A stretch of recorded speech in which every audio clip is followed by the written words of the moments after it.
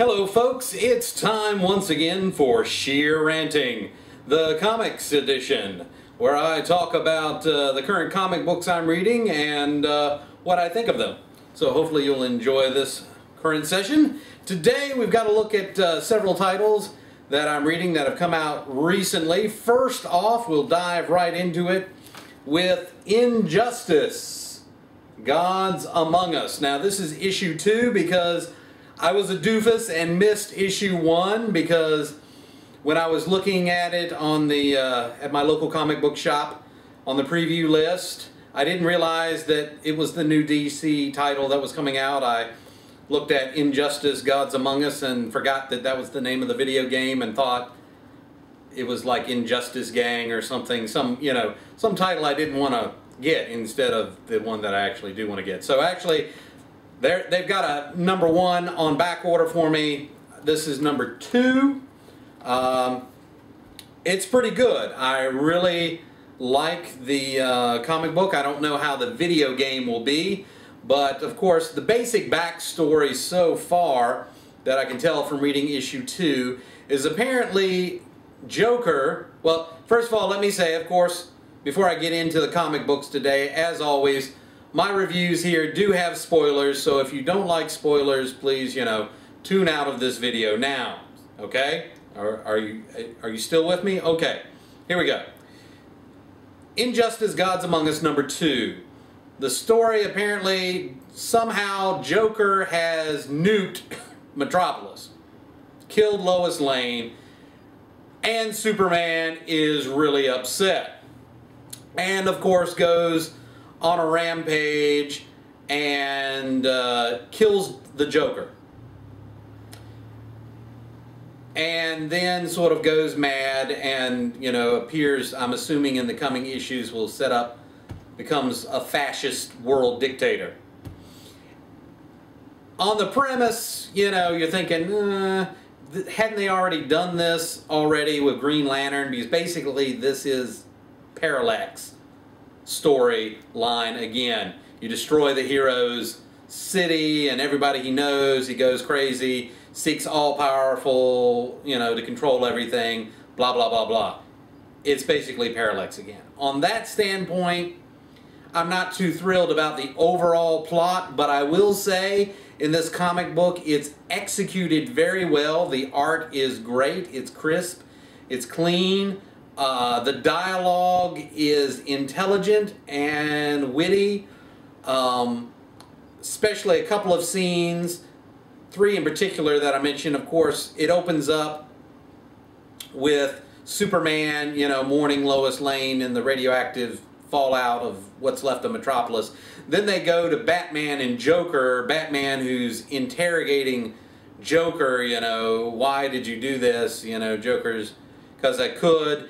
And apparently in this continuity, it seems to imply that Joker knows Batman's origin story, because that was sort of the impetus to it, because Joker says, I know you lost everything, Bats, and look what it did to you. You became this big ball of angst. Well, I decided, what if I did it to him? What would he become? And of course Batman's like, oh well, Superman, will never become like me, which of course unfortunately he's wrong. The Joker's right, that Superman snaps and kills him. There's an interesting scene where he takes out Green Lantern, basically uses his super speed to steal the ring off of the Green Lantern's hand, and so the Green Lantern is now ringless.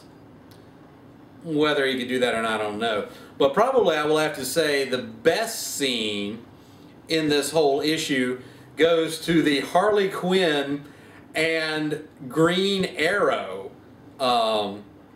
scenes, which just steal the whole comic book for me. Basically, Harley Quinn escapes from Arkham. Batman has Green Arrow pick her up for her own protection so Superman doesn't kill her, and Green Arrow takes her back to his hideout, the Arrow Cave. And the dialogue and the banner is just great. I like how they've done Green Arrow here. He's sort of a combination of the old Green Arrow with the trick arrows and the new, more moody, later Green Arrow. He's definitely not the Green Arrow of the New 52, which I will say up front again is a jerk, and I don't like him. This is classic Green Arrow here in Just As Gods Among Us, and you'll like it, and you will like the interplay with him and Harley Quinn. I do like the dialogue. I really don't like what they've done with Harley's outfit in the new, you know, the whole corset and that whole look thing, and I just don't like it. I like her old look better. I like the old concept of how they did it with her better. But still, I will recommend that if you haven't picked up this title, you probably want to go ahead and pick it up, and I'm looking forward to get the other one. Next new super title, DC Comics, Justice League America #1. I don't like it. What can I say? The premise is that the American government, not liking the fact that they can't control the regular Justice League of Superman, Batman, etc., set up their own Justice League. This is apparently after the failure of Justice League International. And basically, it's being run through Steve Trevor, being set up by Amanda Waller, which of course makes me not like it to begin with, since of course I consider her a villain. And they've selected characters to try to counterbalance and, if necessary, take out the regular Justice League. First of all, let me say this group could not be able to do that. They've got Martian Manhunter. Okay, I will admit he's an equal for Superman. I don't like the way they're portraying him in the New 52. Go figure. Then you've got Hawkman, and the way they're portraying Hawkman, he's insane. I'm sorry, there's just no way around it. He's like a sick, twisted guy. And then you've got Green Lantern. I guess it's John Stewart. They don't really go into that much. You've got the Vibe, which, you know, this whole thing about bringing Vibe back. Apparently he's a little bit more powerful than he was before, and they're putting him as a counter to the Flash. I'm thinking the Vibe cannot take out the Flash. I'm sorry. I don't care. The character was silly. They've got Green Arrow, which I don't like what they've done with Green Arrow. They've added Catwoman. I just don't see how they would get Catwoman to be, because Catwoman's not a team player. And I don't really think she would betray Batman. You know, as a counter to the Batman. I think that whole plot twist is wrong. I mean, the only real hero they have on the team is Star Spangled Girl, which, you know, since they don't have Justice Society in the main continuity, you know, unless you go to Earth 2, and don't get me started about that. You know, they've got her. So really, I don't like the team. I don't like the setup. I don't like Amanda Waller. I don't like the whole premise, even though I would admit that in a real-life situation, the government would want its own superheroes and want to have control over everything. Yeah, I know, but this is escapist fantasy, you know, so I don't like the whole premise. So I'm not going to be picking up future issues of Justice League America. They can, you know, take it. Oh, and another thing I noticed in here, just as sort of an aside, Amanda Waller's not fat anymore, which, on the one hand, I don't really care that she's not fat, unless they're trying to, you know, oh, you know, we're not going to, you know, everybody's got to be good looking and we can't have any fat people in the comic. Although I don't like the character of Amanda Waller, because in my view she's a super villain and she represents everything that's bad in government. The fact that she was, you know, sort of on the plump side made her, in my view, more realistic as, you know, a real person. You know, that we've got people of all shapes and sizes in comic books. not another thin, fairly, you know, attractive looking person here. And so now like Amanda's skinny, and I'm like, what? On the one hand, it's nothing. On the other hand, you're like, what are they trying to say with that?